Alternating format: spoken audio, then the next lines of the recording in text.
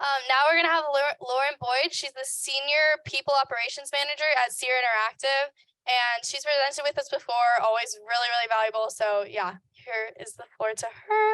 We're going to set her up on the Zoom.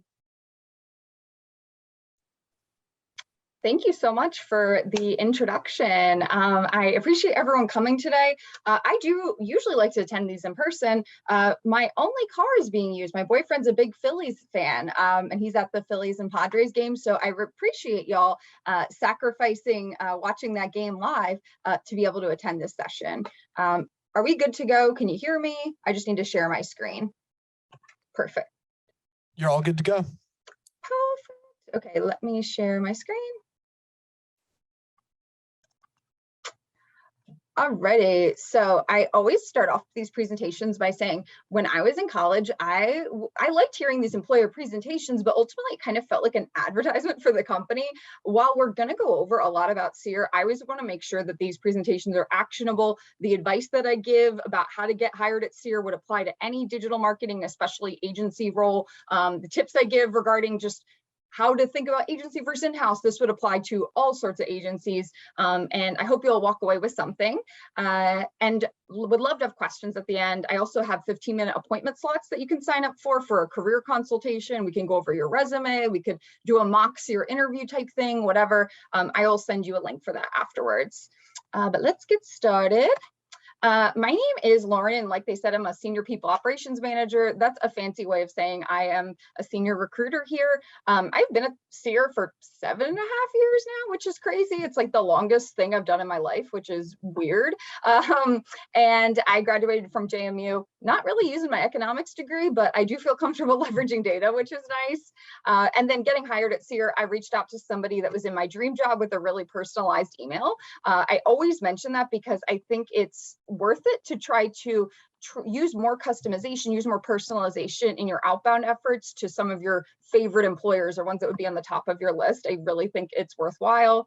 And then what my day-to-day entails is pretty much interviews all the time. I interview for analytics and BD the most, and I've done over 3 in my time at Seer. That's just for the time that they have reporting data on. I feel like it must be over 4K now. And I'm not going to do a whole spiel on Seer initially. We're a digital marketing agency with a location here in San Diego. However, our team of 200 can sit wherever they want in the US. All roles are eligible to sit remote. We'll go over that later. And while I don't have Emily with me today, I wanted to let you know I developed this deck with Emily because we had a lot of questions from folks of like, what is a day in the life actually like? Walk me through an average week. Can you tell me how much time I'll be in meetings versus doing other things? I wanted her to really tell me a little bit more about the day in the life. So while I don't have her here today, she's off today, I'm able to share with you directly what she said about her role in SEO at Seer. She's been here for 4 years. She started as an associate right out of University of San Diego and is now at the senior manager level. So has been promoted 3 times already. And then she did an internship with Power Digital Marketing prior to working with Seer, and she also reached out to a team member prior to applying. So definitely, again, I think we mentioned a Red Door Interactive agency tour. I would strongly recommend getting that agency experience. I think it's really helpful. And then she owns strategy, SEO strategy development for about 4 clients right now, 4 larger scale clients, and those have 7 associates on them. So that's the role you would join in at the full-time level. If you were to graduate from SDSU, usually those associate level roles is what you'd be best suited for. Basically what we're going over is a day in the life on SEO, why should you want to work at Seer, and what type of entry-level opportunities to have, and tips on how to get hired at any digital agency, including Seer. I gave a whole webinar based on that topic, so that's something I feel really confident in. So a day in the life on SEO, you might be wondering, like, what the hell does that entail? I know personally for me, I also wanted to know, since I'm going to be hiring people for this role, they spend about 30% of their time in meetings. That can be internal, external, like just with the account team or with the client included. They're working on heads down reporting and analyses about 20% of the time, and doing that client strategic work about 30% of the time. And then the remaining time they use for project management and communication. The type of industries that we work in really run the gamut. What you'll see here is pretty reflective of how Seer is. We are all over the place. So she has an e-com client, regulated substance, insurance, higher education, and a SaaS client. And she works across multiple departments at Seer. So you are not just in a silo by yourself on one team. You're not in a like pushed into a corner, you're working with everyone. And then the tools that she frequently works with, things like Google Analytics, SEMrush, Power BI, Looker, Google Data Studio. That we also onboarded a project management software called Monday.com that she definitely is working in extensively now. And mainly they are, as an SEO team member, she is trying to help her clients increase organic traffic and conversions. And they do that through a really data-driven approach to both content development and audience first strategies. So just a little bit more about what the day-to-day actually entails. I'm not going to bore you and go through each one of these, but figured I'd give you some real-world examples of what do you mean a meeting? Well, that could be a client status call meeting. That could just be an internal sync with everybody on the SEO team. Reporting and analyses, you usually have the first week of the month is monthly reporting. If you've ever worked in an agency, that tends to be a busier time, and you send those like monthly updates to the client on what you worked on. Client strategy work, those can be really big deliverables, like an overall plan for the scope of the project and the work. That might be a little bit smaller of a deliverable, a short-term thing like building a keyword list. And then project management and communication, this could be as simple as responding to a client in a tool we have called Basecamp, managing the different internal tools that we use for measuring performance. I will let you read through this at a later time, but just some examples. A very common question I would get actually on different like agency tours, like where AMA would come and tour Seer, or when I go to college career fairs, they're like, okay, but what does a real life client project actually look like? And to be honest, that's a question I had for myself because I don't feel like I had intimate insight into that. And it's helpful to understand the types of questions that clients would be answering that might indicate that SEO would be the best match for what they're looking for. Again, this isn't like in blood, like solid gold, like there is definitely exceptions to the rule, but I think these are the types of questions that you would hear and might indicate that SEO would be what they're looking for. You know, how do we improve our customer retention? Hey, there's this new like competitor moving into this space. How do we maintain our market share? What's the right mix of paid versus organic to help grow our revenue X% year over year? Things like that. I also have made these decks for other teams. So for like analytics, paid media, those teams have different types of client questions that might be being asked. Obviously, it's not just one question that they ask. There's a whole slew of like conversations that they have, but just wanted to point some of those out. So we are actually walking through a real life project example. It was a e-commerce company, and they were a pretty newer brand, or newer line of business within a well-known clothing brand. So they're branching out into a new like aspect of their business. And when they came to Seer, they had some really aggressive growth goals, probably based on the success of their other lines of business. And what we realized is it really was a lack of brand awareness issue in terms of people didn't think of this brand, this company, when it came to this specific new line of business. So what they really had to do was invest in different channels to grow the brand awareness, run a lot of different analyses to determine what type of opportunities there are to drive revenue. And they had to also do quite a bit of training of their SEO team, or of their marketing team on SEO best practices, and build a lot of internal processes for them so they know how to maintain what was built. So why work at Seer at entry-level opportunities? This is really exciting because I was actually able to make quite a few updates to these slides from the last time I presented to y'all, which I feel like is a good indication that things are continuing to progress. One thing I loved when I first joined Seer is they really emphasized to me as a member of the people team, Seer is very high trust. We are not micromanagers. We're going to assume you are doing the right things until there's a problem. And in my experience, that has always been the case since day one. So when COVID hit, when we moved to offering remote roles, we had the overwhelming majority of team members, especially parents, say like, wow, I love working from home. I'd much prefer to work from home. I'm more efficient. I get more time with my family. I'm doing better quality work. It was a no-brainer for us to maintain the remote option. That is not going anywhere. This isn't just a COVID thing. All roles are eligible to sit 100% remote, and that in the US, and that would include interns, that would include VPs. You can sit anywhere in the US. The nice thing is having an office in San Diego and Philly, if you do prefer that hybrid schedule, it's kind of the best of both worlds. I'm someone, like I'm clearly at my house right now. I live about 8 minutes away from the office in North Park. However, I spend most days working from home just because I feel like I'd be getting up every 2 seconds to go into a different room to do interviews. I can talk freely here without worrying about like talking about someone's compensation in front of everyone. And it's just been so much better. And there's no pressure for me to go on site. I end up doing probably about one day every few weeks when we have a visitor in office or when there's a happy hour. But that's what is nice, is to have that option to go on site. So being San Diego based is definitely advantageous. About 80% of our team plus is working remotely. I'd say that stat is even higher. This was closer to the end of 2021 stats. And we have really embraced remote work, and every new hire gets a $400 remote desk setup budget to help really make your desk your own. So some of the biggest focus to come out of the pandemic was a continued effort to ensure like work-life balance and help our team avoid burnout. I feel like that is an unfortunate like stigma associated with agency work, is like, oh, the hours are crazy, this and that. And I'm sure that is the case at a lot of agencies. I've definitely had a crazier week or two. However, that I was never led to believe that, you know, working 45 plus hours a week was the norm, was an expectation, was something I should maintain. And here are just a few of the ways that we ensure work-life balance. So this is our newest perk, recharge week. So when someone goes to start at Seer, prior to their official first day of training, they get 1 week of PTO.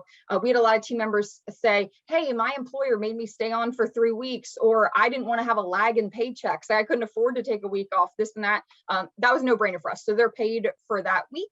And then they start fresh on day 1 of training. We had team members say, hey, I don't always want to take a full PTO day all the time, but the or summer Fridays are my favorite time of year because I'm able to really have more balance without taking a full day. That was a piece of feedback from our employee survey. Great. We made those a year-round perk. And that's probably something I take advantage of even more so than full-blown days. I don't know if you ever try to get in a hair appointment or a dermatologist appointment. It is a pain in the ass to do that. So being able to leave early on Friday, or back on the East Coast, being able to drive to the beach, it's like a 3-hour plus ordeal if you are leaving during rush hour, probably closer to 4. So to get a head start is a game changer. And I really like that the Seer team, it was just like, okay, sure, let's make this a year-round thing. It wasn't something they pushed back on. In addition to having unlimited PTO, we implemented a 3-week PTO minimum. I can't tell you how many conversations I had over the first few years here of people being like, what's the average amount of time people take? Like, I want to adhere to the norm. I know I was in that boat too. I did not want to seem like I was like taking advantage of it. But then that kind of defeated the purpose of the perk if people aren't okay with taking it or think that they need to assimilate to the norm. So we said, to reduce any confusion, we're implementing a 3-week PTO minimum.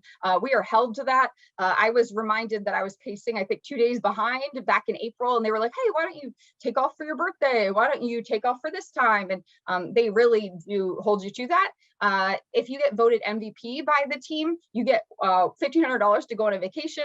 That was probably the highlight of my tenure at Seer, was winning it twice. That was awesome. And I got to go to Santa Barbara on a Seer funded vacation. It was awesome.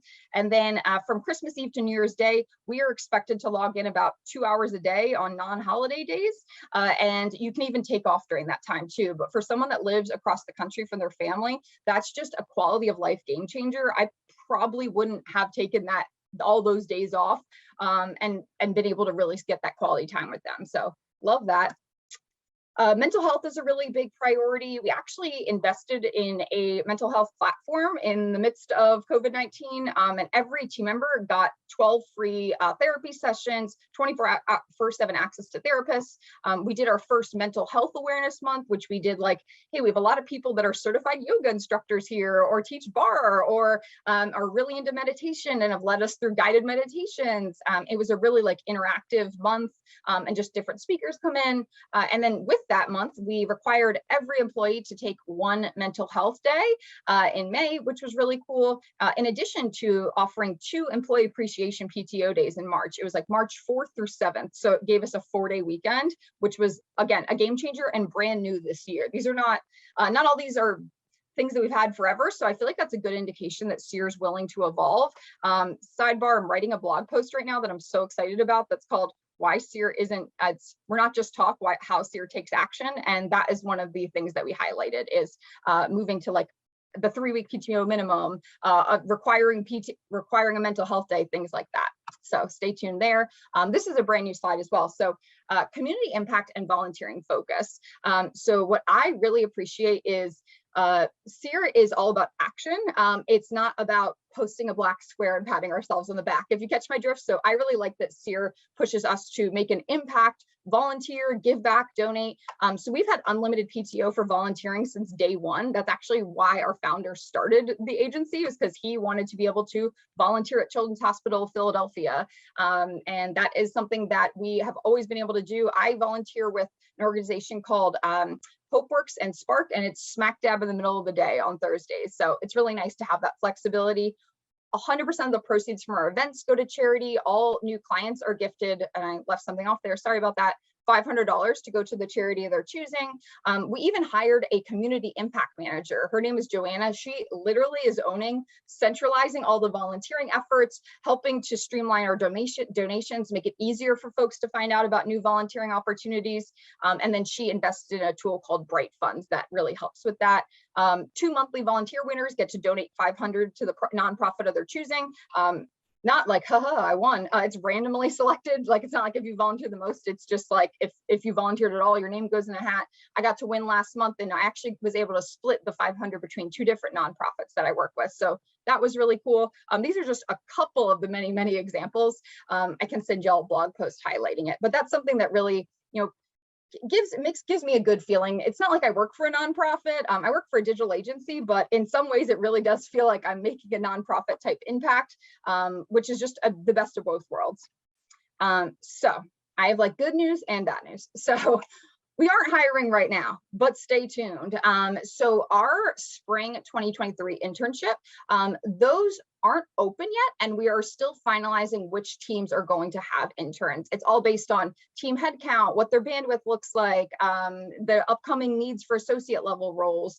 But some of the options for programs that we've had in the past, SEO, analytics, creative, paid, BI, our amazing BD intern Ryan actually is, he's still at SDSU. I think he's a senior about to graduate. He was incredible. He was a BD intern as a sophomore and was amazing.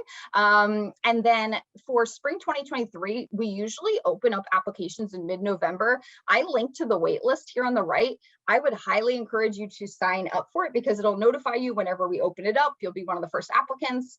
At the associate level, which are our full-time roles, no current openings. However, that isn't necessarily uncommon for this late in Q4. I would say Q1 2023, we are absolutely going to have associate level roles. And you can sign up for monthly career updates where you just basically would get a summary of, hey, here are the new roles that got posted this month at Seer. Additionally, I would strongly recommend you mentioning that you saw Seer at an SDSU-AMA speaking gig. You can even list my name down. I feel like that really goes a long way with folks, is seeing that you already have brand familiarity, you're engaged with the employer brand. I want to give you credit for being involved in such a great organization.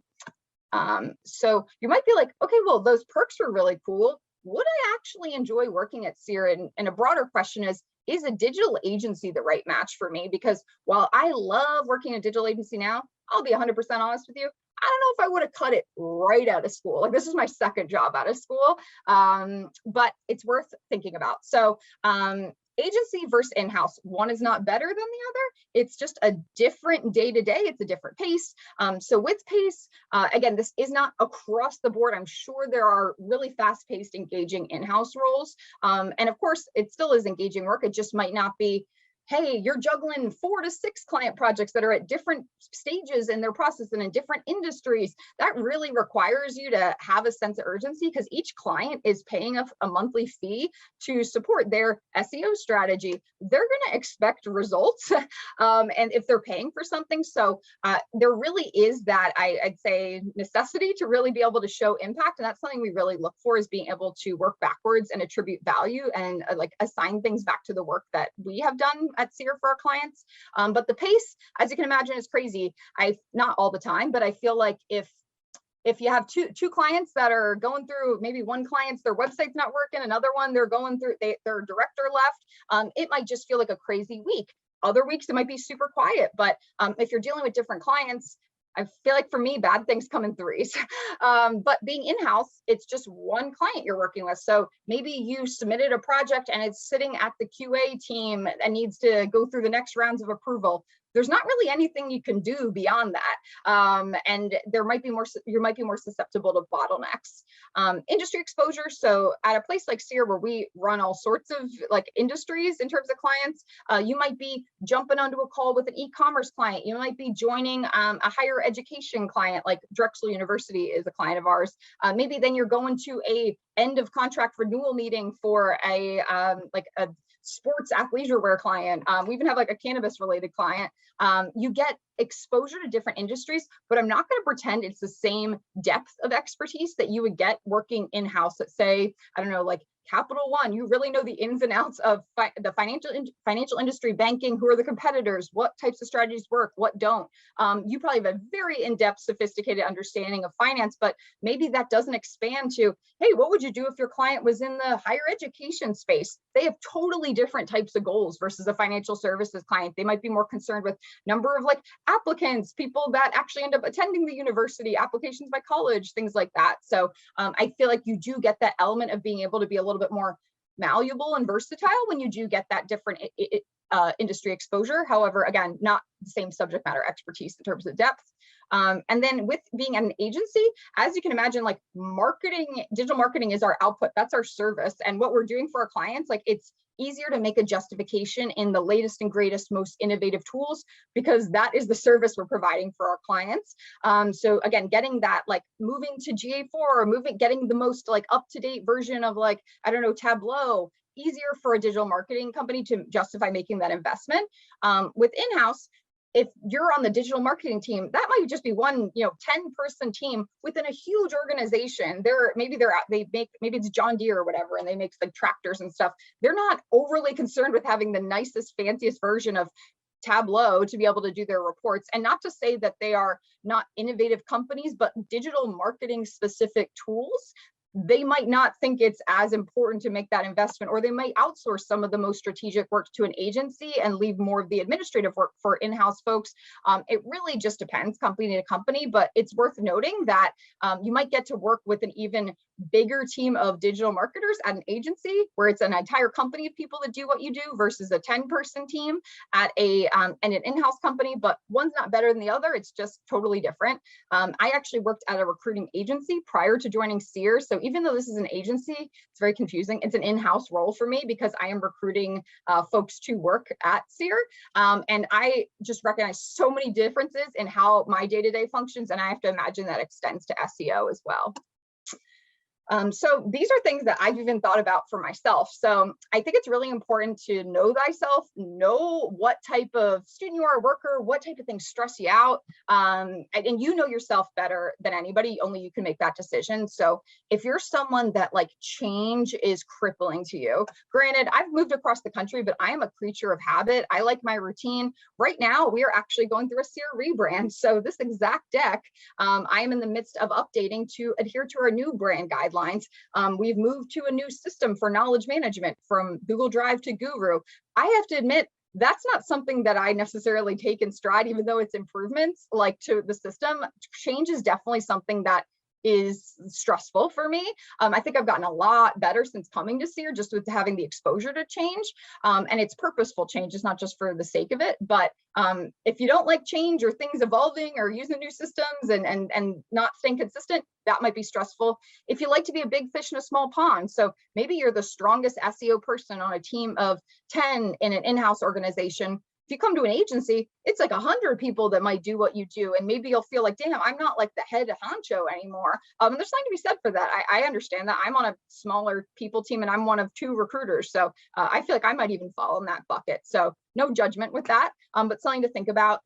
If time management is a struggle, if being organized and budgeting your time and adhering to brand guidelines sounds very stressful, then agency work might not be the best fit initially, because if you say, hey, this deliverable's due by end of day Friday, you still need to budget time to submit it, get edits back from the manager, implement those changes, get it back to them again. So waiting till the last second, which is something I usually am susceptible to doing, that doesn't really cut it, especially if you're working on an entire account team and there's other rounds of reviews. So it's really important to be purposeful with your time, carve out your calendar.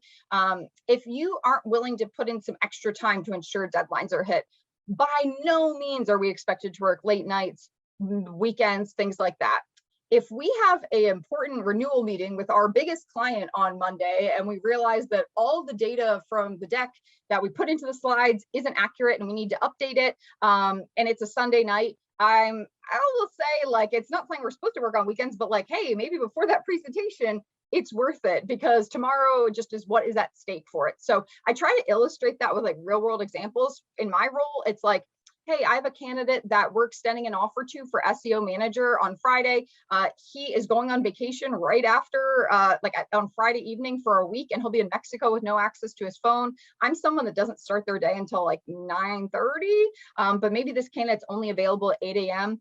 Nobody has to tap me on the back and be like, I really think you would justify like logging on a bit early to like talk to this candidate. I would know like, hey, I need to get this over the finish line. This is important. So I feel like there's an element of being like self-directive there. If you don't want to be innovative, like for us, we get a $500 professional development budget. Part of our performance review process is like, how are you continuing to learn and improve things and expand? I can see how that'd be really frustrating if you're like, dude, I'm doing the job. Like, why do I have to keep learning? But I think that's definitely an expectation if you're working in a digital agency, especially because you're having to be a subject matter expert to clients who might be wondering, hey, I heard universal analytics is going away. We're converting to GA4. Can you like expand upon that? You're going to want to be able to speak intelligibly to that. And if dealing with external clients feels like a pain in the ass, as you can imagine, how you work with people internally who are your teammates, it's a different level of formality. It's a different margin for error than if you are sending something to a client who, again, is paying you a monthly fee to be able to do all this work for them. It's really, really important to be able to communicate things to clients, because it's not enough to be super technical in this role. If you're not able to articulate to a CMO, here's why we need to implement Google Tag Manager on your website, or here's what data we're missing out on by not tagging up this website, or what we could be able to do if that was the case. It's really important to frame things to your audience and be able to be consultative. So being the most technical person in the room doesn't necessarily mean you're going to be the strongest digital marketing agency employee. So tips on how to get hired at any digital agency, including Seer, and some resources. So what does Seer look for in hire, or any digital agency? I love seeing people that are involved in student organizations, especially ones like this, AMA. You are already showing you're interested in digital marketing. You're attending weekly meetings. Like, that is really impressive. I'm really making myself sound incompetent, but I was not involved in like an AMA equivalent when I was in college. And I feel like this just really shows an level of like maturity and responsibility and just desire to really get in the marketing field long term. So I love that. If you're, the president of some sort of organization, if you're involved in like the philanthropy organization, or even like a sorority thing, and you're the head of, I don't know, like social chair, I don't even care, stuff like that. I think just being involved in something shows that you give a shit about something outside of just the schoolwork, which I think is great. And it requires you to be, more purposeful with your time, which I'm going to touch on in a little. Volunteering experience. I love seeing people that are already involved in volunteering. Maybe you're doing like, I think we heard Habitat for Humanity earlier, had an opportunity. Would love to see you volunteer with something like that. Maybe you're a Eagle Scout leader or something, like that's great. Something we've noticed is, in addition to restaurant like service employees, former tutors, mentors, people like that do extremely well in an agency setting. You're used to having to articulate complex concepts to different audiences and kind of cater to where they're at in terms of knowledge or what's going to resonate with them. So having to be an SAT tutor, being a TA for a class, being like I don't know, a mentor of some kind. I think I heard about that through the program that was presenting before me. That would be great experience to have. And like I said, if you have been a waiter, a bartender, you've had to deal with multiple people at once. You've had to deal with external customers. With that customer is always right mentality, and having to deal with people when they're stressed out and be able to manage that. that is great experience to have for working in an agency. If you've already leveraged data for decision making, even if it's for something personal, I had someone say, hey, I wanted to win my fantasy football draft, so I pulled all this data from like college stats, last week's, yards per player, or like injury reports or things like that. They pulled all that into a Tableau dashboard and used that for informing their fantasy football picks. I had someone else do something similar with like, hey, I wanted to make sure I was staying aligned with my like wedding budget, and created this data visualization in like Power BI or Tableau. It could even be, hey, my friend has a store where they're selling t-shirts online. Like I said, can I create a Google AdWords account and run a few campaigns to support that, just to test around with it? It like does not need to be in this really formal internship setting. Just taking that initiative is really impressive. Proven ability to multitask. So like I said, that waiter type experience, if you're a student athlete, if you've had to juggle a part-time job throughout college, if you're like, I don't know, graduating a year early because you're taking so many classes, or anything like that. I've even had someone say like, hey, I became the primary caregiver for my like aunt who's dying. Like I had some crazy stories from people. Like that just shows that you've had to be very purposeful with your time. You probably had to make sacrifices. You have to budget, hey, getting XYZ things, like getting your schoolwork done before the football game or whatever. I think that's really great experience to have. And then problem solving and critical thinking skills. We're not the type of company that's like, how many golf balls are in a Boeing 737? But they do like to see during the interview process how you approach real-time problem solving, whether that be like a role play exercise, like, hey, what would you do if a client said X? Hey, what would happen? How would you approach something if you knew you were gonna be late on a deliverable? How might you communicate that? I think that's something that we usually ask during the interview process. And it's really important to working in an agency. And I feel like that's universal for a lot of roles. What can you do between now and graduation to improve your chances of getting hired at any digital agency? Apply to Seer's internship program, or maybe that Red Door Interactive or Power Digital program. We aim to hire 50% of our associates via the internship program. That is the entire reason we have an internship program. I'd say that's probably one of the reasons that, like, or the top reason most employers have one, is to generate entry-level full-time pipeline, so that you already have these people that are pre-vetted, you've already worked alongside, they've already done their Seer training, and they are able to get started and hit the ground running. I find that to be a really mutually beneficial setup. If you are at all like, hey, do I want to work in an agency? Do I not? Is it the right fit for me? Doing a internship makes it a lot lower commitment. If you decide you don't want to go that route, you're not hurting anyone's feelings, versus, hey, being 3 months into a job and realizing like, oh shit, this is not for me. I think that's a scarier conversation to have. It's still possible. No one's going to cut your head off, but I think it's a lot lower risk to being an intern. And plus, especially if you're not like super deep in your SEO experience, and being able to work alongside the Seer team or any agency team for 3 months, that's essentially like a long-term job interview. We're getting to see how you handle different situations. How do you approach learning? How do you ask questions? How prepared do you come to meetings? That shows us more than any hour-long interview could. And I feel like it also allows folks to get hired that might not be the most experienced. So if you're like, hey, I don't have a ton of digital marketing experience, but I'm really hungry, I know I'd be great there, I'd strongly encourage you to check out the internship program. And again, any internship program I think would be applicable here. Take initiative and test things out yourself. I really like that pretty much everything in digital marketing is pretty low barriers to entry. You don't need some special, it's not like you have to be a CPA to like, or have some sort of special school or certification. You can go take the Google Analytics GAIQ exam tomorrow. There's study guide materials. Power BI, we selected that as our tool initially because it's free to everyone. You don't need a Tableau license. So tinkering around with reports in there, again, doesn't have to be for anything professional. I had someone do it about his wife was going into labor, and he tracked her contractions on a graph relative to time and severity and things like that. Like just shit like that, I think just shows that you're curious. And intellectual curiosity is something we really look for. Share what you learned with others. Maybe you create a portfolio website for yourself. Maybe you want to gain some experience doing pro bono work through a company called like Catch a Fire. I can send you a link to that. They have all sorts of like skills-based volunteering opportunities. So that also sounds great during an interview where you're like, hey, I really wanted to give back to local Black-owned businesses, but I also wanted to gain more experience. What I did was I actually found a program, a company through Catch a Fire where they wanted me to set up their Google Analytics account for them and just walk them through how to use it. That is one hell of an interview answer and a great way to pad your resume without these huge barriers to entry of having to get hired at a formal internship program. Even write a blog post. I had somebody do practice doing YouTube tutorials for other people just to get experience, and they had it on like a private channel, and they shared with me during the interview process, like, hey, I've just been practicing recording myself and things like that. Like, even if you're like, I don't want that out in the world, sending somebody a private video like that shows a lot of initiative. And while we don't require you to have certifications at the time of being hired, like you go through that during your first few months of training, the certifications really help to validate your experience, especially if you're on the lighter end of having really applicable digital marketing, like SEO related experience.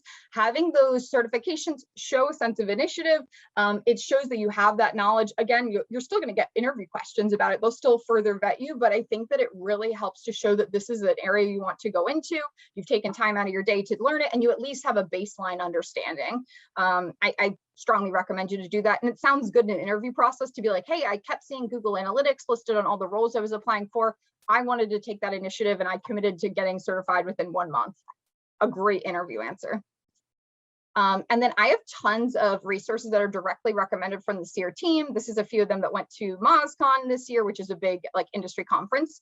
I will send you this link again separately, but these career consultations literally are like, I have an hour a day or an hour on Wednesday, an hour on Thursdays. You can book a 15-minute spot. It could literally be something related to Seer or nothing at all. I've had someone tell me, hey, I have like a web developer interview coming up and I just wanted to like know what would you tear apart on my resume? What would you ask me if you were interviewing me for web developer? I've had someone say, hey, I'm about to apply to the Seer internship. What insider tips can you give me? What would you change about my LinkedIn? Things like that. I'll even tell you what my experience has been like working at Seer. It's whatever you want to use it for. So I'll send you a link for that. All these resources are recommended from the team. And then some additional ones that are just about interviewing best practices, how to actually get hired at Seer, and just different things like that. So we are done. I can stop sharing my screen and want to address any questions that anyone might have. Thank you for listening to that. Sorry, it was long. Okay, go ahead and raise your hands and then I'll take questions and then tell her through the microphone. So any questions you guys have, we have probably time for like 3 or 4 questions. Yeah. Is the internship program only open to seniors or all years? Good question. We do not have like rigid school requirements in terms of you must be at least a freshman. We've hired folks that have graduated and were like a year out of college. We've hired someone, like I said, the SDSU, Ryan Pham, he was a sophomore. We got hired for our BD internship. I don't want to discount the possibility of someone getting hired as a freshman. I never say never. However, you could be any year within school. It's 12 weeks for 20 hours a week. It's paid, and you actually get to work on 2 real client projects. It is very much the role of an associate just for 20 hours a week. So it's a great training ground for you to determine, like, do I like this type of work? Like, this is what the day-to-day would entail. Awesome, thank you. Yeah. How often do you see group interviews in your interview process? As in interviewing multiple candidates at once, or like a panel interview where a candidate comes in and interviews with like 3 people? Either or, he said. Okay, so we do not do group interviews. I feel like those, correct me if I'm wrong, but I feel like that could also be really subjective, and also like maybe some types of people are more comfortable speaking in front of a group versus other people. And I feel like that could be just a very weird way of vetting people. However, again, more credit to people however they want to interview people. With Seer, we have a 3-step interview process mostly. So 30-minute recruiter screen, it's over Zoom, 45-minute screen with the hiring manager, also over Zoom. None of these you don't have to be on site for, you never have to come in the office for them. And the last step is a 1-hour panel interview where it is with 3 people from your respective team. It's usually a team lead, so the role that would be like your manager, and then maybe a manager and associate. And you start off by doing a presentation at the beginning. We give you tons of feedback on it. We give you tips on how to improve. We ask you a few questions, but it is not intended to be like super intimidating. It's very conversational. We don't do like separate conversations with each person. It is intended to be like a mutually beneficial conversation. But no group interviews. We've done like informational sessions, but that's a good question. We don't do like video recorded interviews either. It's all live discussions. But I've heard of employers doing that. I would be so awkward at that. Like as someone, I do not like the sound of my own voice. I have not watched my Seer webinar back. I don't think I ever can, just because I cannot stand that. So more power to people that can record themselves and listen to it back, but we will not make you do that. Awesome, thank you. And I think we have time for one or two more if you guys have any more questions. Okay, if you guys have nothing else, then Lauren's gonna said that she would stick around. Oh wait, Bo has a question. Please, yeah. Hi, you were mentioning about working at an agency, you have the opportunity to work with a bunch of different clients. So I was just wondering what was over your time working at Seer, what has been your favorite client based on the industry or what you've had to do? Good question. So since I'm seldom client facing, but this is a good test because I remember some clients. I'm seldom client facing, so I don't have a lot of one-on-one client interactions. But when we did an analysis of all of our past and previous clients that stayed on with us, referred us new business, grew the account with us, the two industries that came out on top were higher education, so like colleges, universities, and hospital networks. One of my favorite clients is Children's Hospital. It's not the one in Philly. I'm sorry. I don't know why you would assume that. I'm used to talking to Philly audiences. Children's Hospital in another area, I can't disclose which one, but the work that they're doing, it's so admirable, it's so mission driven. They've been a client of ours for like nearly a decade. And some of our favorite clients, and it's surprising to see, I thought this subject matter in the industry would be the big thing to dictate what people were interested in. I don't want to name names, but like a very big shoe client that you definitely know of. I think everyone was really excited about that. That ended up being kind of a headache client. Like sometimes the nature of the business isn't the thing that dictates what your favorite client relationship is. Like for one of our clients, it's a hospice center, which I was like, oh my God, is that like so depressing to work on? And they were like, no, actually, it's so admirable. You feel like you're making a difference. Like they're amazing points of contact. We even had a client that was a psychic resource client. They were called Psychic Source. They were with us for 10 years. And I think the points of contact that you have, how willing the team is to test new things, their willingness to refer you new business, and really understand the value of like the work that Seer is driving. I feel like that dictates people's favorite client relationships. And there's been a couple times where Seer has gotten one client and they have resulted in millions of dollars in new revenue based on new business they've referred to us, or maybe they left the company, went to another company and vouched to bring on Seer. So those are some of my favorites. I know also Trex is a company that makes like decking materials to make like waterproof decks and stuff outside. That's been a long-standing client that has grown tremendously with us, been with us for like a decade, and is one of the team's favorites. And then Sun Life Insurance is a favorite as well. And again, it's surprising where sometimes the names are like the sexiest brands to work on. There's a couple I'm thinking of that I don't want to disclose, but aren't always the favorites to ultimately support. So it's been interesting to see where people gravitate towards. But I think that's a great question to ask during an interview. Like, what's been your favorite client project you've supported? What's your favorite client relationship? Or what's the best client feedback you've gotten from a client before? Because we frequently share those in our winning chat. Is like screenshot of a client's feedback they shared, or like a positive things they said during a meeting, because that really means a lot. So that was a good question, though. I'd ask that during an interview. Thank you. Any last questions? We have time for one more if you guys have any. Okay, well, feel free to connect with her on LinkedIn. As Julie said last week too, make sure you like message her that you were in the AMA meeting so she knows who you are. And we'll be sending out those resources that she sent to you guys in the Slack channel as well. So yeah, feel free to reach out with any questions. Thank you so much, Lauren, for coming so last second too. We loved the presentation. No, I love it. I wish I could have come in person, but I appreciate y'all attending, and I really hope you'll consider applying. Like I can't imagine leaving Seer. I can't say enough good things about it. And yeah, I really hope you'll apply. Thanks for the time, guys. Awesome. Thank you. And then again for committees, the professional development committee is going to be with Gabby in the back corner. Event planning is going to be in that corner, and then consulting is going to be up here again. And we'll stick around for questions as well. Bye, have fun.